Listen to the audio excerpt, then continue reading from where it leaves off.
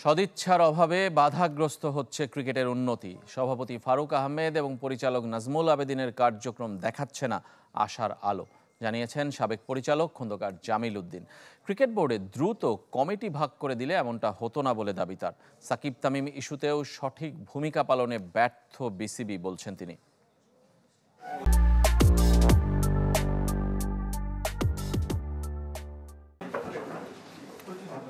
প্রত্যাশা নিয়ে ক্রিকেট বোর্ডের সভাপতির দায়িত্ব নিয়েছিলেন ফারুক আহমেদ। পরিচালক পদে আসা নাজমুল আবেদিনের উপরও ছিল ভরসা।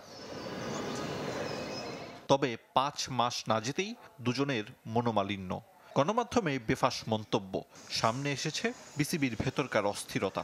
কেন হচ্ছে এমনটা?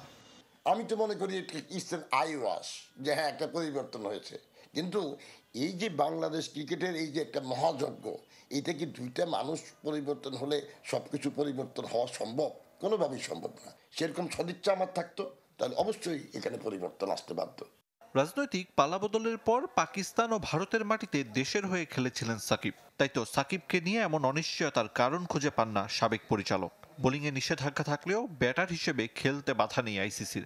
তবে সাকিবের চেয়ে তামিমের ফেরার বিষয়টা আরও আগে চূড়ান্ত করা যেত বলে মত তার। তামিমের ব্যাপারটা কিন্তু দীর্ঘদিন যাবত এই যে ইয়েস নো এরকম কিন্তু হয়ে আসছে, যেটা মোটেই কোনো সুখকর বিষয় না। আর এক তামিম আপনাকে কত বছর আপনাকে সার্ভিস দিবে?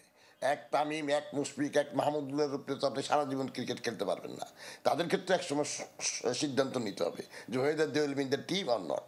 বিপিএলে রান হচ্ছে, তবে সে আনন্দের চেয়ে হতাশাই বেশি ফ্র্যাঞ্চাইজি আর ক্রিকেট বোর্ডের কর্মকাণ্ডে। ক্রিকেটারদের পারিশ্রমিক নিয়ে দলগুলো নিয়ম নীতির তোয়াক্কা করেনি।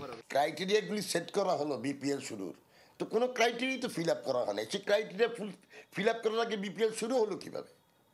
আজকে যদি ফ্র্যাঞ্চাইজিগুলি এই ব্যাংক গ্যারান্টি জমা না দেয়, খেলা তো অলরেডি মাঝপথে চলে আসছে। খেলা শেষে এই প্লেয়ারদের টাকাগুলো কে দিবে? বিসিবি দিবে। বোর্ডের প্রধান নির্বাহীকে নিয়েও আপত্তি আছে সাবেক পরিচালকের।